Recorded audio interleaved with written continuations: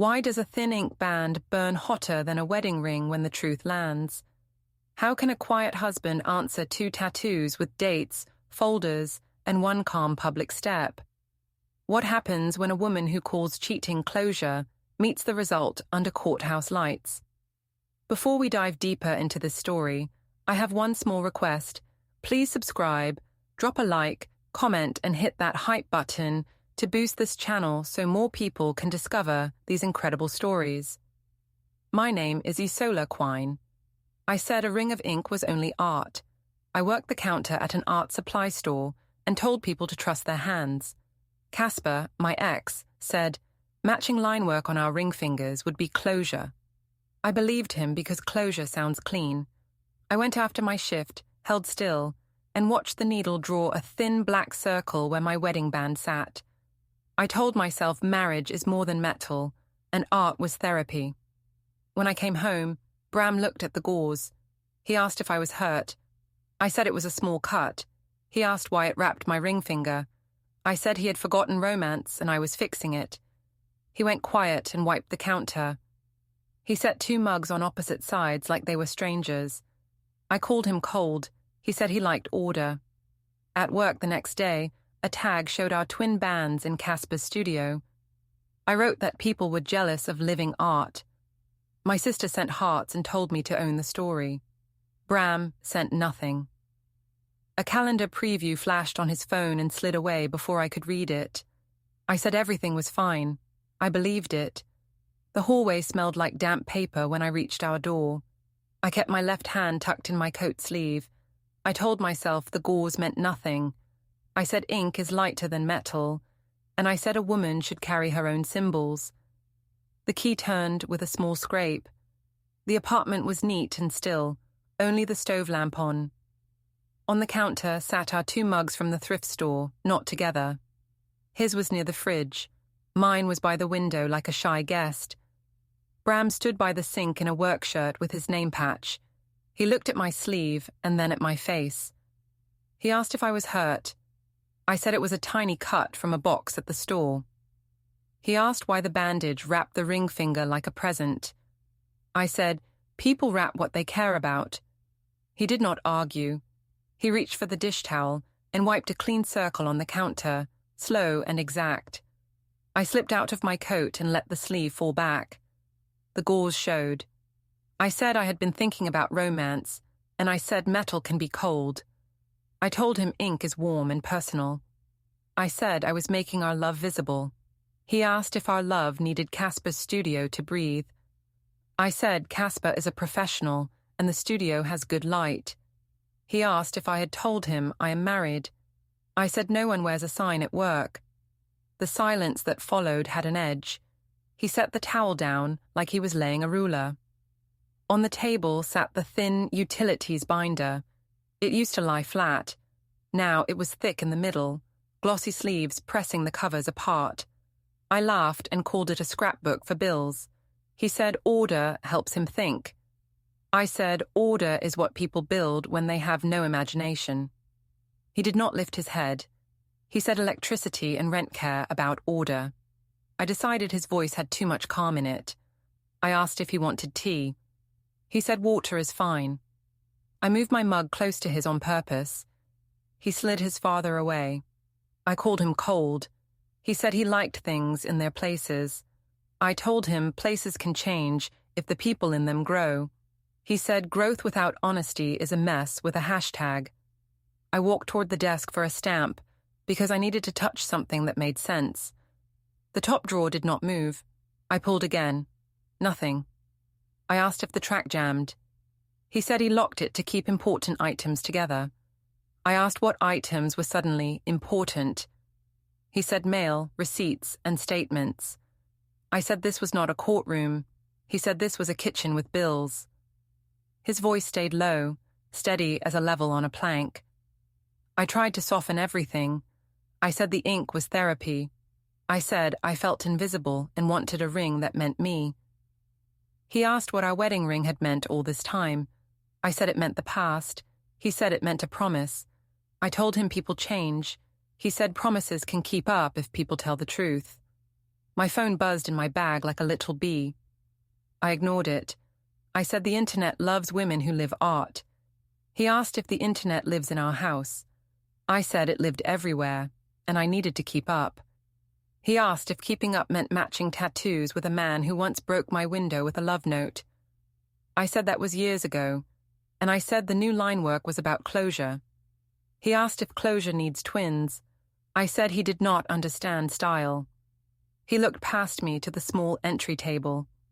A calendar reminder slid across his phone face up for a breath, and then faded under his thumb. I caught the words and time. Ferry Nook, 7:20 a.m. I asked if he had breakfast plans. He said he had errands. I asked if his mother would be there.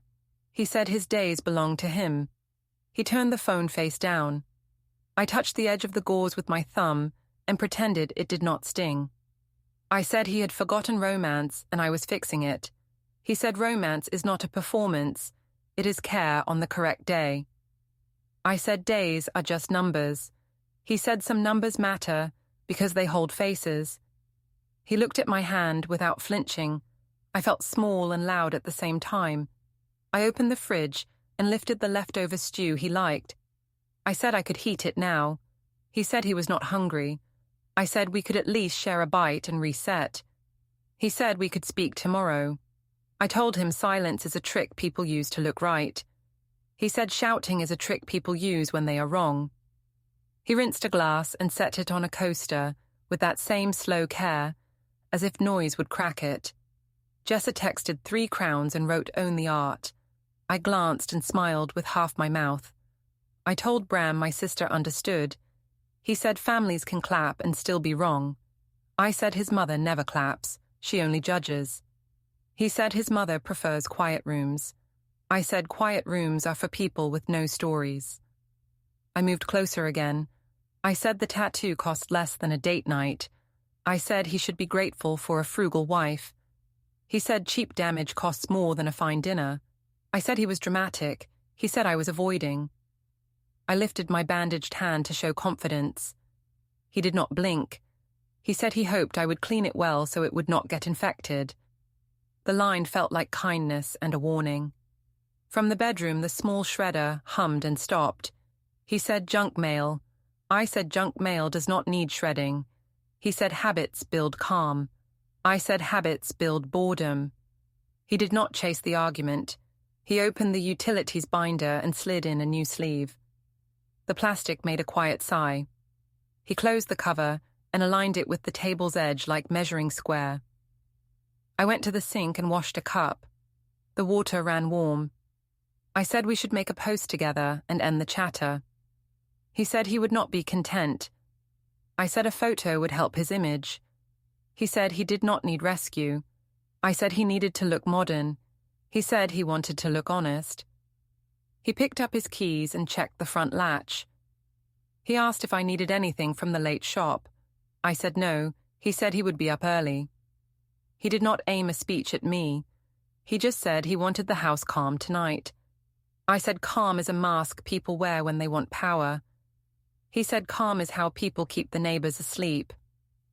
I stood in the doorway to the hall while he walked to the spare room. The bed in there looked used, the pillow with a crease I hadn't made. I asked if he would sleep there again. He said he needed rest. I called it punishment. He called it quiet. He closed the door without a sound. At the table, his phone lit with one soft glow. Muted, private. He let it fade. The apartment hummed with the fridge and the far traffic. I opened my bag to move my phone and pretend I had not been watching it. A new message preview slid over my screen from an unknown number. It showed a studio photo, a thin black ring, and 4 words, "Your match is live." My tongue went dry.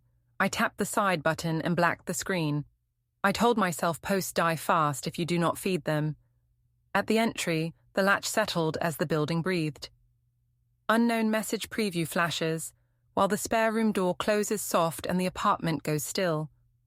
Morning turned the art supply store into bright aisles and soft footsteps. I unlocked the front doors, tied my apron, and told myself the night storm had passed. I said I could shape the day like clay. The window stickers with brush logos caught the sun. I stood at the counter and set out pens for signatures.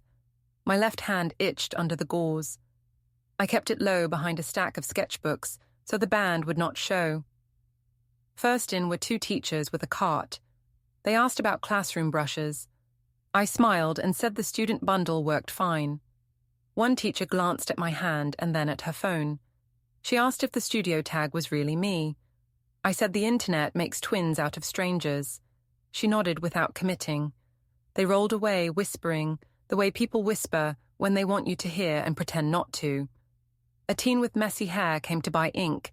He pointed to my ring finger and asked if it hurt. I said it was a paper cut from a shipping box.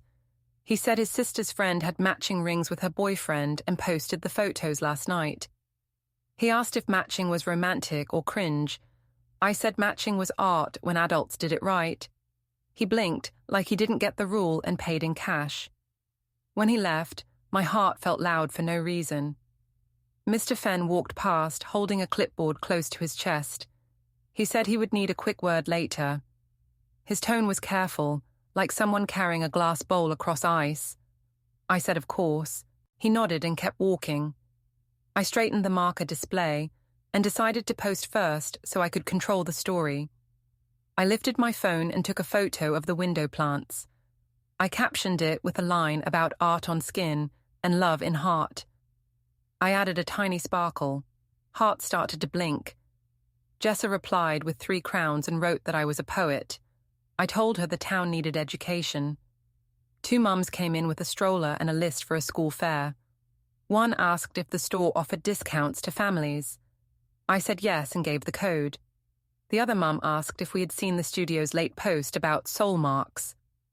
She turned her phone, and there, bright as morning, were 2 hands in Casper's chair, the twin black rings centered and crisp. I felt a small spin in my stomach but kept my face flat. I said studios recycle content all the time. The mom said the caption used last night's time. I said timestamps lie like people. Slack pinged on the counter computer. A thread titled Follow-up sat at the top. The assistant manager had pasted a screenshot from a neighborhood group. My handle showed under a question, "Is this the art store cashier modeling adultery as art?" Replies stacked below. I typed a long answer about modern vows and then deleted it. I wrote a short line saying personal accounts were separate from the brand. I hit send. My hand shook for 2 seconds. I told myself it was the AC vent. The door chime rang again. A regular Mrs. Dre walked in with a coupon book. She watched me the way a cat watches a window. She asked if the store had calligraphy classes for adults who had lost their handwriting. I said we did and handed her the flyer. She thanked me, then glanced at my gauze and said a ring of ink is still a ring. I laughed and said poetry sounded better on paper than in the aisle. She said paper remembers. Behind me, the printer in the tiny copy alcove hummed awake. Paper slid through. It paused and then pushed a single blank page into the tray with a soft slap. I told the stock boy to check toner. He said the machine sometimes spits a blank after a timeout. He gave me a thumbs up and went to the back. The smell of warm plastic drifted out and made the air feel like a classroom. Jessa texted again with a draft caption. Explain closure. Call the tattoo therapy. Say marriage is strong. She told me to add a line about people fearing art on women. I typed posting soon and added a heart. A college kid approached the counter and asked if Posca markers bleed through thin paper. I said they do, and I offered a pad that wouldn't. He bought it and then asked if Casper's studio gave discounts to friends. I said Casper was a professional, and the shop sold supplies, not gossip. He smiled and said the internet didn't agree. Mr. Fenn returned with his clipboard held like a tray. He asked if I had 5 minutes in the HR nook. I said yes, with a smile that tried to look brave. On the way past the paper racks, 2 teens slowed to see my hand. I tucked it into my apron pocket. One whispered that the twin bands were kind of sick. The other whispered that Bram must be so mad. I pretended not to hear. The fluorescent lights hummed like bees. The HR nook was small and smelled like lemon wipes. A folding chair faced a short table. A poster about community partners hung crooked on the wall. Mr. Fenn thanked me for coming back. He said I keep the morning smooth, and customers like my calm voice. He said I have a good eye for displays. Then he said we'd had messages from parents and a school contact asking whether the store endorses soul mark messaging during family hours. He spoke softly, like he was smoothing tissue paper. I said my personal account was separate, and the tattoo was about healing. I said, people who judge ink do not understand art culture. He nodded and said he respected art, but families attach staff to brand. He asked if I could keep posts low for a while and avoid any new matching ring content. I said, visibility helps sales. He said trust helps sales more. He asked if everything at home was calm. I said my husband is private and consistent. I said consistency can look like cold to outsiders. He said steadiness is not cold, it is service. My phone buzzed in my apron. A new tag flashed, Casper's boomerang of our hands tapping together, thin bands touching. The caption said, "Closure looks clean." I felt heat climb my neck. I kept my face blank. I told Mr. Fenn that reposts are out of my control. He said timing matters even when control doesn't. He asked me to read a short social guidance note and share edits, so it didn't feel like a scold. I said I could shape the wording. He thanked me and slid the clipboard across. I read the draft. It asked staff to avoid public posts that could confuse the store's family reputation. No names, no examples. It was the kind of text meant to sit on a wall and keep peace. I said I could soften a few verbs to make it sound supportive. He nodded and said that would help. Back at the counter, the morning had thickened. A school bus had unloaded near the corner, and the aisles filled with small pairs of feet. I rang up glue sticks and pencil cases while my phone trembled silently every few minutes. A dad with a shaved head came up and asked if the store had tape that sticks to balloons. I showed him the pack and kept my answers brisk and sweet. He thanked me, and then asked if I had considered how matching bands read to children. I said children need to learn art without fear. He said children need parents without confusion. He left without buying the tape. I checked the time. Mid-morning slid toward lunch. I opened the browser and searched for storage options, then closed the tab when footsteps approached. I searched delivery tracking for a set of pens and closed it too. I breathed in for 4 counts, out for 4. My left hand throbbed under the gauze. I pictured the clean ring line beneath it and told myself the circle meant wholeness, not war. Slack pinged again with follow-up. The assistant manager pasted a new screenshot. The studio post had been reshared to a local forum with my name added in the comments. A user had written that the cashier with the braid was teaching kids the wrong vows. I typed that art is not vows. I deleted the line. I typed nothing. The printer hummed from the alcove once more. The rollers turned. I heard the feed click forward. The tray received another blank sheet with that same soft slap. The sound felt louder than before, like a secret arriving with no ink. I stared through the doorway at the white page and pretended my heart did not know what it meant.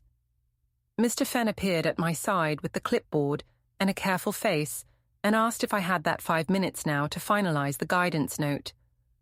Manager asks for a quick word while the printer spools and spits a single blank page. The rooftop bar held the city like a silver tray. String lights glowed over the glass rail. Heaters hummed and made soft islands of warmth. I told myself this was the right stage for a clean reset. People from the gallery drifted up with tall drinks and thin coats. I raised my chin and let the wind move my hair. Casper leaned on the rail and said the skyline loved us. I said the night loved art. He asked if Bram would come. I said Bram hated crowds and liked routine. Casper laughed and said, routine is a small cage. I said cages are for birds that sing in kitchens. Roxana arrived in a bright jacket and kissed the air near my cheek. She said my gauze was gone and the line looked perfect. I held my hand up like a model and watched the thin black ring catch the light. She asked if the comments had turned. I said the town would learn. She said the crowd would help. She lifted her phone and told me to say one strong line. I said love is growth and growth is art. She smiled at the clip like it was money. A server passed with a tray. Casper took 2 glasses and pressed one into my palm. He said we should toast to brave skin. I said we should toast to clean stories. He nodded and tipped his glass against mine. A pair of gallery kids nearby asked if we were the Soulmark couple. I said we were a concept. They laughed and hit record. I let my shoulders relax like a poster for a perfume I could not afford. I scanned the doorway out of reflex. Bram stood by the top of the alley steps, hands in his jacket pockets, eyes steady. He did not rush. He walked to the edge of the circle and waited. He said, we should talk somewhere quiet. I said the music was soft enough. He said, 5 minutes could save us hours. I said the room needed me for one moment first. He did not fight the air. He only watched. People near the heater started to chant for a toast. Someone clapped to set a beat. The sound bounced against the glass and made me feel taller. I lifted my glass and said the ink was a vow to self, not a break from love. A woman in a red scarf asked if my husband agreed. I said my husband understood that crowds build courage. Bram said crowds build pressure. I said pressure makes diamonds. He said pressure breaks pipes. Some of the circle laughed at the word pipes. I smiled like their laughter proved me right. Casper slid closer and tapped his own ring. He said twin lines show history and healing. I said the match was closure. A man in a cap asked if closure needs 2 people or just one who wants attention. I said, attention is not a crime when truth is clear. He raised an eyebrow as if the word truth had lost its home. Roxana whispered that I needed a clean frame with faces. She told Casper to hold my hand for the camera. He raised our fingers until the bands lined up like train tracks. He filmed a short loop and showed me the screen. The boomerang made our rings kiss like coins. He said the clip would land well. I felt my stomach flip and called it excitement. Bram's voice reached me through the noise. He said we should leave and speak in private. I said I would not hide. He said privacy is not hiding, it is respect. I said respect is public support. He said support starts at home. The lines stacked between us like chairs. A young guy with a camera leaned in and asked for a quote he could subtitle. I said, modern vows grow with us, not against us. He asked if modern vows include matching rings with an X. I said modern vows include symbols that help people heal. Bram looked at the heater flame like it could hold him still. He said vows include promises that last on quiet days. I said the city did not care about quiet. He said I should. Casper laughed and told the crowd we were artists. He called Bram a practical man who did not love the show. I said the show was only light. Bram said the show costs more than light. His tone did not rise. It rested. I felt the room lean toward him without knowing why. Security pushed through the patio to clear a walkway for a catering tray. The guard said to make space. People shifted and tightened the ring at the same time. Phones rose to keep their angle. I raised my glass high and let my wrist turn so the black ring cut the heater light. Someone near the rail shouted that the couple should kiss their hands for luck. I laughed and said luck was already here. Casper's phone buzzed on the ledge. A small triangle emoji showed and then vanished as he flicked the screen face down. I asked if that was the studio account. He said it was nothing. I said nothing comes on nights like this for no reason. He said the clip needed focus. He lifted his camera again. He told me to look past the city and think about air. I looked past Bram and saw only glass and wind. Roxana pulled me a step onto the low-deck riser to give me height. She said a leader uses levels. I felt my head float. I said, love is not a cage. Love is a canvas. People cheered out of habit. A stranger asked where my wedding band was tonight. I said it was at home, safe. He asked if the ink felt safer. I said it felt honest. Bram said honesty did not need a studio. I turned to him and offered my hand with the new ring line. I said he could touch it and see I meant no harm. He said harm does not change with ink. I said he could still stand beside me and show the town we are strong. He said our strength does not live on a roof. I heard the word roof like a ceiling closing. Casper leaned past me to clink his ring against mine again. He called it a ritual. Someone in the back yelled for one more. The chant for one more swelled. Security reached the patio door. Metal met metal. The latch touched the strike plate and made a small, clean click that slid into my teeth. At the same moment, a camera flash popped white across my eyes. In the burst, I saw Bram glance at the exit, then place his glass on the ledge with careful hands. I told myself the click was nothing. I lifted my face toward the phones and gave the closing line I had practiced in my head. I said, "Love grows in air, fear hides in rules, and I choose air." The words sounded bold and a little thin at the edges. A few clapped, others watched Bram. He stood steady, then stepped back half a pace, then another. Casper whispered that the angle was perfect. Roxana shouted for the cheer to rise. The cheer rose and fell. The wind pulled at my hair like a warning. I smiled harder. I told myself that smiles fix structure. Bram reached the outer ring of the circle and looked at me once, not unkind, not soft. He put his hands into his pockets as if he had decided what to carry. The guard swung the door wider for the tray. The hinge made a second, smaller sound. Phone stayed up. Casper lifted his lens for one last pass. The night seemed to hold its breath between notes. The city below moved like a slow river. I drew in air that tasted like metal and lemons. I heard my sister laugh without joy. I lifted my glass for the final clink that would end the clip. Bram turned toward the steps. The patio door latch clicked again, neat and bright, while the camera flash painted the rail, and Bram stepped away into the shadow by the stairs. Patio door latch clicks as a flash pops, and Bram steps back toward the exit. The family restaurant glowed with soft bulbs and paper streamers. A long table waited under a banner that read, "Happy Birthday," in letters that leaned a little to the right. I was late and carried a glossy bag like a shield. Maud sat near the head with her hands folded around a glass of water. Bram stood to help a server slide a booster seat into place and thanked her in that steady voice that could rest a noisy room. I said traffic had been wild. I said the town was a maze today. No one argued. I set the bag by Leo and called it a gift from us. Cousins reached for warm bread and buttered it like they were handling soft clay.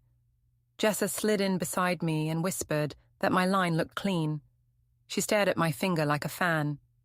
She asked if the rooftop cheers had turned the comments. I said the crowd loved brave women. I said art was winning. She nodded and typed something under the table. The cousins across the way watched her thumbs move. Aunt Corinne asked if I had really gone to Casper's studio after hours. I said studios have hours that bend when art is alive. She asked if Bram had known the plan. I said Bram hates surprises. I said I was building romance he forgot. The sentence felt strong in my mouth and thin in the air. Maud lifted her eyes and asked if today could be about Leo, not about my ring line. I said children grow stronger when they see adults live free. She said children grow safer when adults tell the truth. The server set pizzas in long metal pans. Steam rose and made the banner sway. Leo tugged at the glossy bag and looked at Bram. Bram said strong kids can open strong bows. Leo laughed and pulled the ribbon. He found markers and a sketch pad and a set of stickers that shimmered like coins. He asked if I would draw with him later. I said I would show him how to make a dragon that looks like smoke. He grinned and started colouring the crown at his plate. I stood a little to give the speech I had practiced in my head. I said, love is a river, not a rule book. I said ink can be a promise to the self and still honour a marriage. A cousin asked if matching rings with an ex honoured anything. I said matching was closure. Another cousin asked if closure needs two people or just one who wants attention. I said the internet trained everyone to fear women who glow. The cousins looked at their plates. Jessa tried to help. She said my ring was art, and art keeps people brave. She added a crown with her thumb. Maud watched the crown and then looked at me. She asked if brave meant careful or loud. I said brave meant public.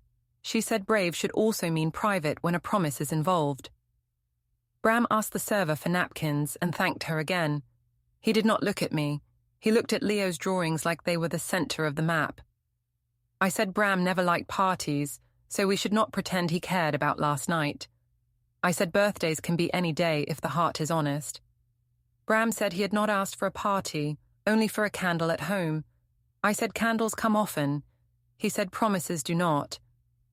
The words landed soft and heavy at the same time. I felt the room tip away from me, and then settle again when cutlery clinked. Leo held up his crown and asked if the circles on my finger meant I had a secret friend. He said he saw a video on his dad's phone with hands that looked like mine, and a man who was not Uncle Bram. The table went still. Forks paused in midair. Someone laughed in a small, wrong way, and then stopped. My mouth went dry and sweet at once. I said children do not know art yet. Leo asked if art means making the same ring with someone else. He looked at Bram like he wanted a safe word. Bram told him that adults sometimes make mistakes, and that care means keeping a promise when families plan a candle. His voice was gentle like a smooth rail on stairs. Leo nodded as if he could hold that line in his pocket. Jessa stared at her lap. A cousin folded a napkin 2 times, then a third. Maud placed her hand near mine on the table without touching it. She said simple truth keeps a table standing. I tried to reset the room. I said our marriage was modern and strong. I said Bram and I make our own rules because we trust each other. A cousin asked if trust was why Bram had slept in the spare room this week. I said separate sleep can be healthy. Maud asked if separate lives were next. I called her dramatic. She said she preferred exact. The lights dimmed a little. The cake came on a metal tray with 2 short candles. The teenager from the staff pulled a lighter from his apron and waited. I lifted my phone by habit to frame the smiles. Maud asked if we could have 1 minute without posts. She said Leo should remember our faces, not my followers. I set the phone down like I had wanted that all along. Bram's phone lay face up by his water. A small banner slid across. It read, Depot Steps, 1:10 p.m. He tapped it away and turned the screen over. The motion took 1 second. It stretched into 3 in my mind. I told myself Depot could mean a bench, a coffee, a breath with his mother. I told myself plans can be innocent when times are soft. The server asked if we were ready to sing. We sang. The sound rose thin and kind. Leo closed his eyes to make a wish. The teenager flicked the lighter. A tiny flame tried to stand, wavered, and died. He flicked again. A soft hiss crossed the cake like a whisper. Leo giggled and said the fire was shy. Bram told him small flames need patient air. He said they live longer when you do not blow too hard. The line felt like a lesson that looked at me without saying my name. I leaned toward Maud and said the family was turning me into a villain for wanting art. She said the family wanted quiet, not a villain. I said quiet is the same as control. She said quiet is the opposite of a scene. I said I was educating the room. She said the room was tired. Jessa shifted and asked if we could go to the park after cake so the light would be pretty. She did not say for photos. She did not need to. We cut slices and passed plates. The frosting tasted like sugar, and then nothing. Cousins chewed with care. Leo drew a blue line on the crown and asked if blue was a brave color. I said all colors are brave if you make them bright. He said bright can also be loud. He did not know the weight of that line. It still landed. I tried one more time. I said the ring was for me, not for Casper. I said Casper only drew what I asked. A cousin asked if I had asked him to get the same line. I said he had wanted symmetry because artists love balance. Maud asked if I loved balance. I said I loved air. Bram wiped a small drip of frosting from the table with his thumb and set the napkin aside like it was evidence. When we stood to leave, Leo grabbed his markers and asked if Uncle Bram would push him on the swings. Bram said yes. He looked at me and said we would speak later. He did not add when. He did not add how. He held the door for his mother and for Leo and stepped into the afternoon light. Outside, the streamers over the restaurant door lifted in a small wind. The teenager with the lighter followed us to the entry and tested the wheel one more time for fun. The flame tried, hissed, and went out in a sharp, brief sound. Inside, the banner trembled. Bram's dismissed reminder, time ticked closer in my head like a quiet bell. Candlelighter hisses and goes out as Bram dismisses the Depot Steps 1:10 p.m. reminder. Night pressed against the balcony glass like a cool hand. I stepped outside and counted breaths. The city hummed under me, calm and bright. I told myself the restaurant scene would fade if I acted soft tonight. I walked back in and set my phone face down.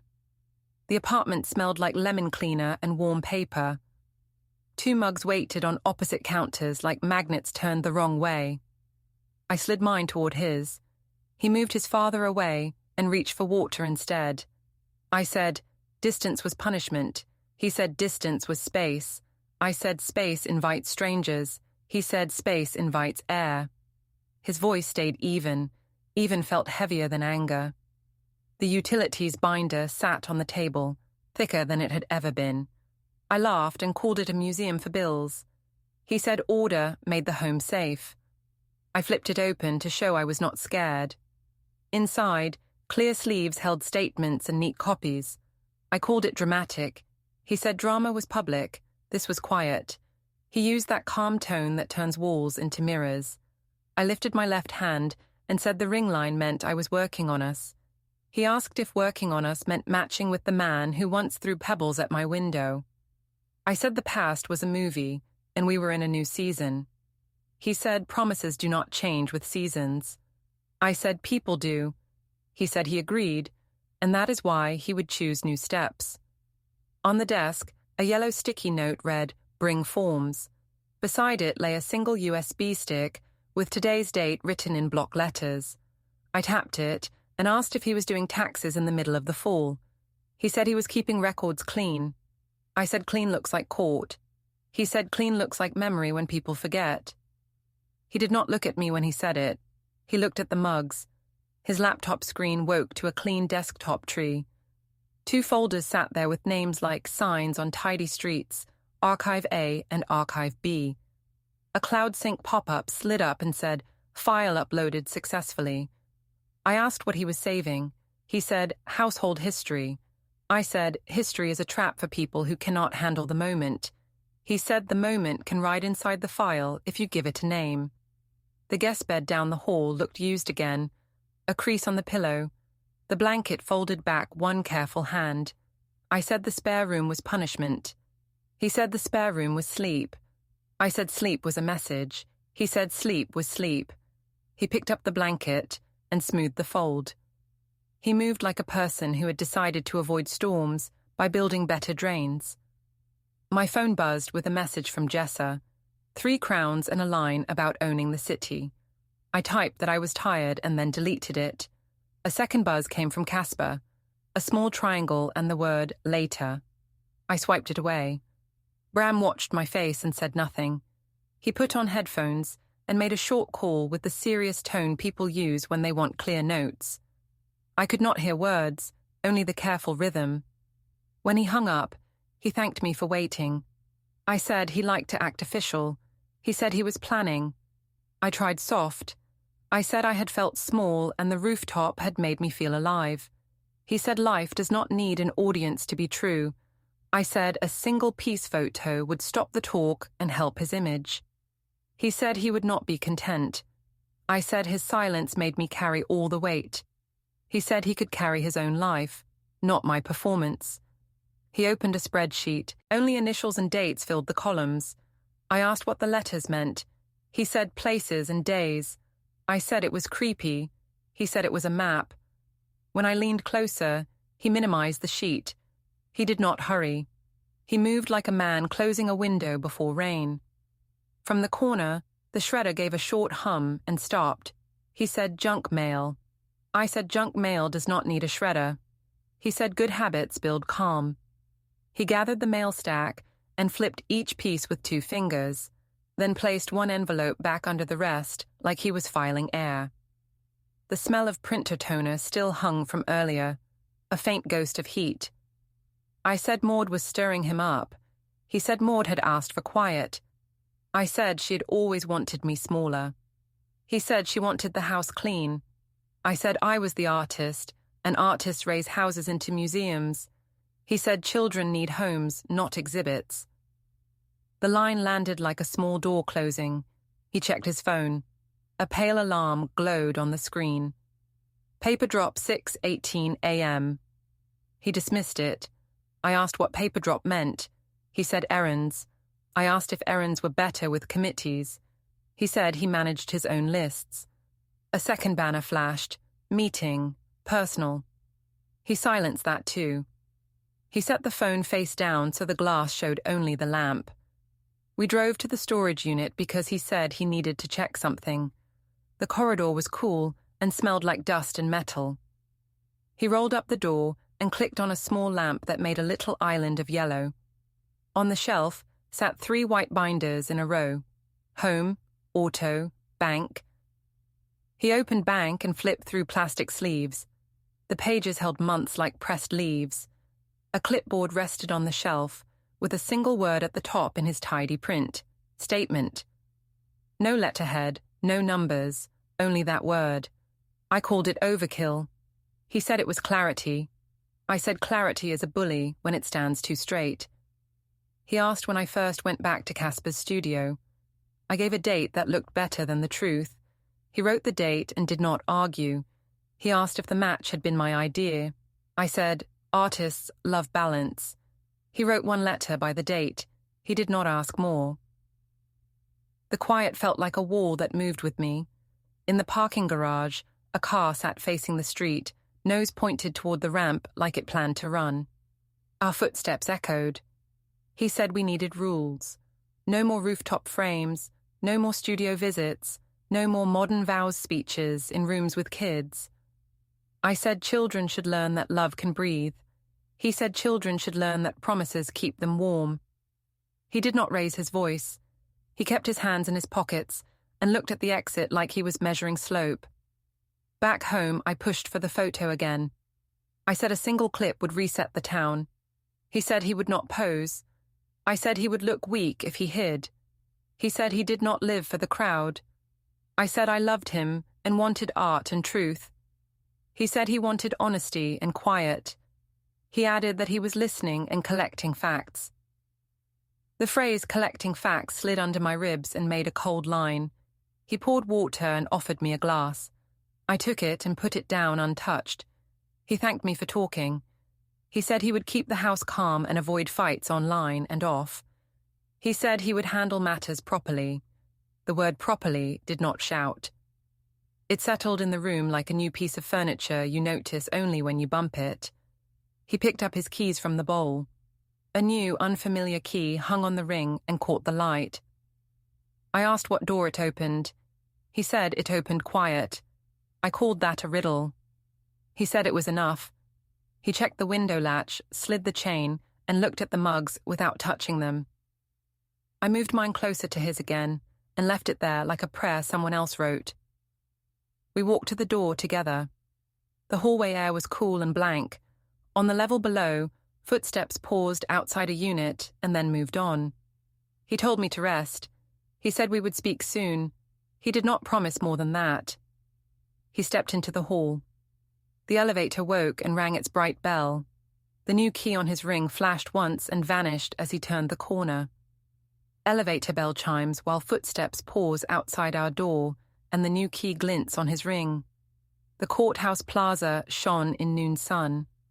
I stood by steps with a caption ready and my ink bare.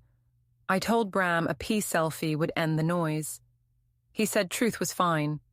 A man in a jacket asked my full name and offered a folder. He said service was effective here. I took it.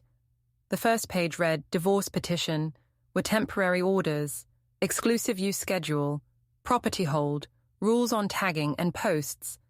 I said this was cruel. Bram said he had promised to handle matters properly. Plaza Camera blinked as he thanked the server and calmly walked away.